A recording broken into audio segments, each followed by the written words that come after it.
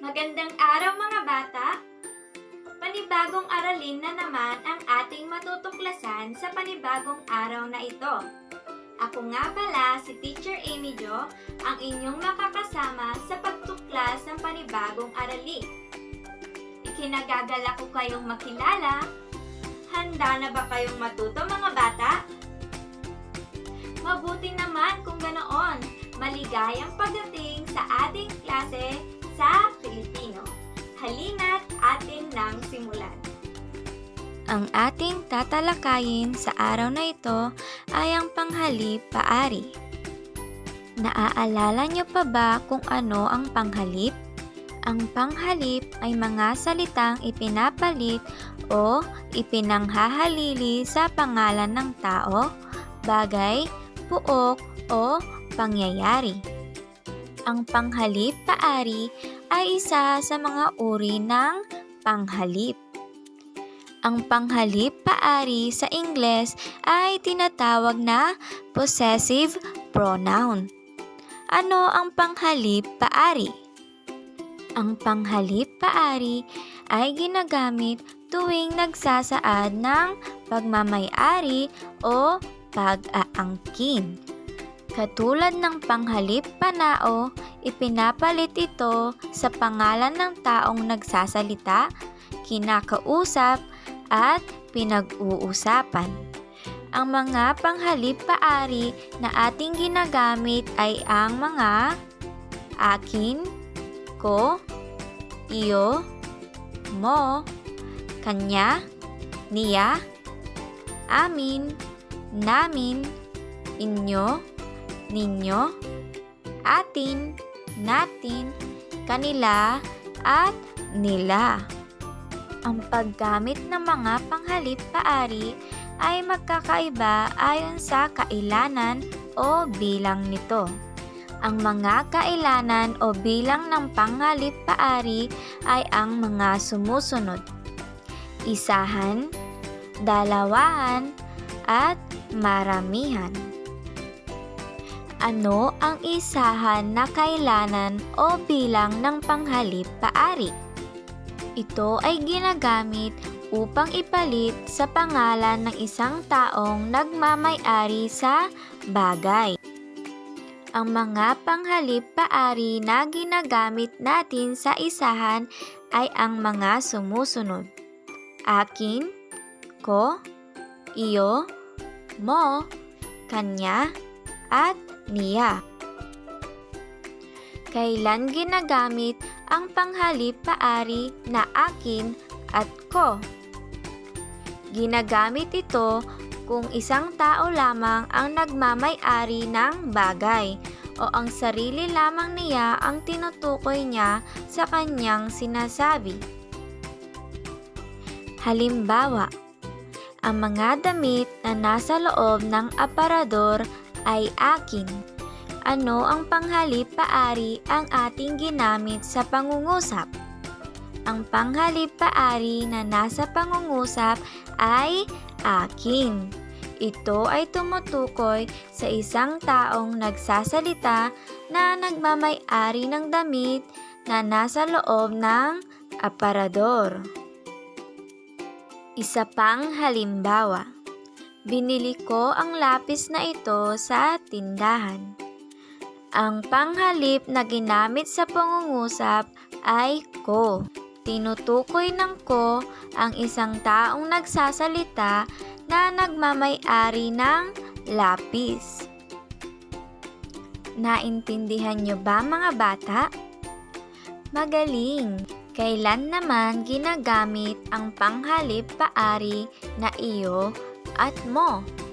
Ginagamit ang mga ito kung ang kausap ng nagsasalita ay isa lamang at ang bagay na tinutukoy ng nagsasalita ay pag-aari ng kausap. Halimbawa, Lenny, iyo ang mga regalo na ito, wika ni Daisy. Ano ang panghalip paari ang ating ginamit? Tama, iyo. Ang iyo ay tumutukoy sa kausap ni Daisy na si Lenny na nagmamay-ari ng mga regalo. Isa pang halimbawa, Joy, ang mga libro mo ay nasa lamesa. Wika ni Annie. Anong panghalip paari ang ating ginamit sa pangungusap? Tama, mo. Ang mo ay tumutukoy sa kausap ni Annie na si Joy na nagmamay-ari ng mga libro. Naiintindihan ba mga bata? Magaling!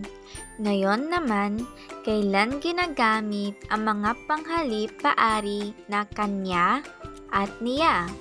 Ginagamit ang mga ito kung ang bagay ay pag-aari ng isang taong pinag-uusapan. Halimbawa, kanya ang kwintas na ito. Ano ang ginamit na panghalip paari sa pangungusap? Tama, kanya. Ang kanya ay tumutukoy sa taong pinag-uusapan na nagmamay-ari sa kwintas.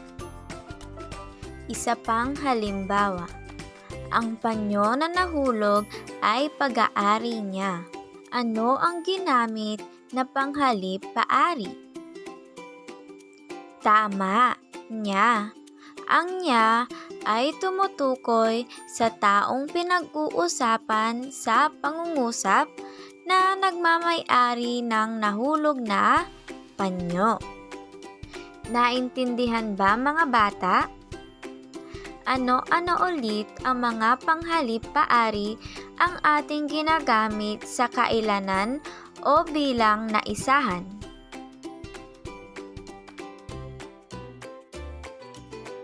Tama, akin, ko, iyo, mo, kanya, at niya. Ngayon naman, ating alamin ang panghalip paari na ginagamit sa bilang o kailanan na dalawahan. Ano ang dalawahan na kailanan o bilang ng panghalip paari? Ginagamit ito upang ipalit sa pangalan ng dalawang taong nagmamay-ari sa bagay. Ang mga panghalip paari na ginagamit natin sa dalawahan ay ang mga sumusunod: amin, namin, atin, natin, inyo, inyo, at nila. Kailan ginagamit ang panghalip paari na amin at namin? Ginagamit ang mga ito kapag ang bagay na tinutukoy ng nagsasalita sa kanyang kausap ay pag-aari niya at ng kanyang kasama. Halimbawa, ang bahay na iyan ay amin. Ang panghalip paari na ating ginamit sa pangungusap ay amin. Ang amin ay tumutukoy sa taong nagsasalita at sa kasama niya na nagmamay-ari ng bahay. Isa pang halimbawa, lupain namin iyan. Ang panghalip paari na ginamit sa pangungusap ay namin. Ang namin ay tumutukoy sa taong nagsasalita at sa kasama niya na nagmamay-ari ng lupain. Naintindihan ba mga bata? Magaling! Kailan naman ginagamit ang panghalip paari na atin at natin? Ginagamit ang mga ito kapag ang nagmamay-ari ng bagay ay ang nagsasalita at kausap. Halimbawa, Gina, ang mga libro na nasa lamesa ay atin, wika ni Jen. Ang panghalip paari na ating ginamit sa pangungusap ay atin. Ang atin ay tumutukoy sa taong nagsasalita na si Jen at kausap nito na si Gina na nagmamay-ari ng mga libro sa lamesa. Isa pang halimbawa, ang mga laruan na ito ay binili natin, sabi ni Ken kay Gian. Ang panghalip paari na ating ginamit sa pangungusap ay natin. Ang natin ay tumutukoy sa nagsasalita na si Ken at sa kausap nito na si Gian na bumili ng mga laruan. Naintindihan ba mga bata? Magaling! Ano-ano ulit ang mga panghalip paari ang ginagamit sa kailanan o bilang na dalawahan? Magaling! Amin, namin, atin, inyo, ninyo, at nila. Napansin niyo ba mga bata na hindi ako nagbigay ng halimbawa sa paggamit ng inyo, ninyo, at nila? Magaling! Hindi ako nagbigay sapagkat atin iyang aaralin sa susunod na kailanan o bilang ng panghalip paari, at ito ay ang maramihan. Katulad sa dalawahan, ang inyo, ninyo, at nila ay ginagamit din sa maramihan. Ano ang maramihan na kailanan o bilang ng panghalip paari? Ginagamit ito upang ipalit sa pangalan ng mga taong nagmamay-ari sa mga bagay. Ang mga taong tinutukoy dito ay higit pa sa dalawa. Ang mga panghalip paari na ginagamit natin sa maramihan ay ang mga sumusunod: kanila, nila, inyo, at ninyo. Kailan ginagamit ang panghalip paari na kanila at nila? Ginagamit ang mga ito kung ang bagay ay pag-aari ng higit pa sa dalawang taong pinag-uusapan. Halimbawa, kanila ang mga sapatos na ito. Ang panghalip paari na ginamit sa pangungusap ay kanila. Ang kanila ay tumutukoy sa mga tao na pinag-uusapan na nagmamay-ari ng mga sapatos. Isa pang halimbawa, ang malawak na lupain sa Barangay Sevilla ay pagmamay-ari nila. Ang panghalip paari na ginamit sa pangungusap ay nila. Ang nila ay tumutukoy sa mga taong pinag-uusapan na nagmamay-ari ng malawak na lupain. Naiintindihan niyo ba mga bata? Magaling! Ngayon naman, kailan ginagamit ang panghalip paari na inyo at ninyo? Ginagamit ang mga ito kung ang bagay ay pag-aari ng mga taong kinakausap ng nagsasalita.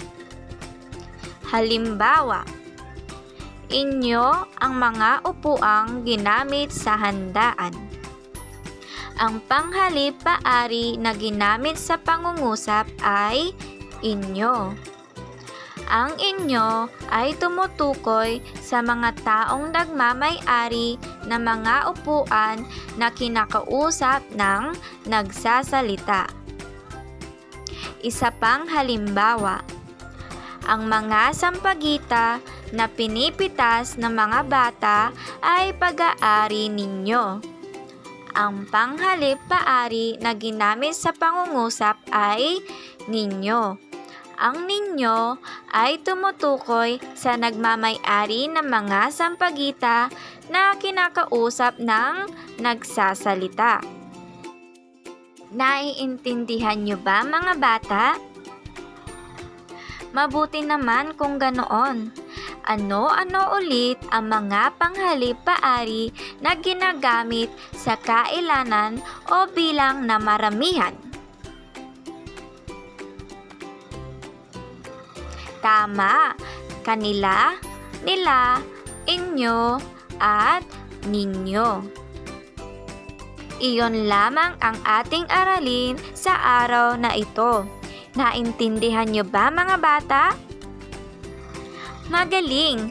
Ano nga ulit ang panghali-paari? Tama! Nagsasaad ng pagmamay-ari o pag-aangkin.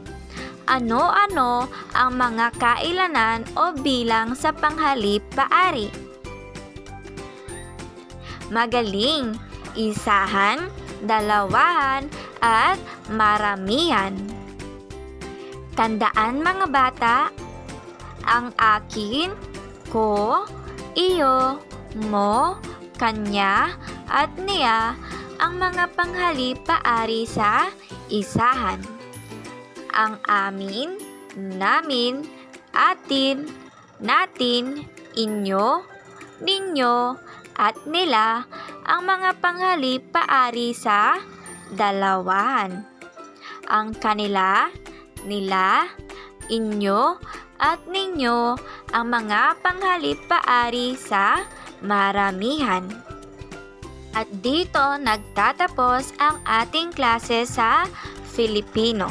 Sana ay marami kayong natutunan ngayon. Muli, ako si Teacher Amy Jo, ang inyong guro sa Filipino. Paalam mga bata, sa uulitin!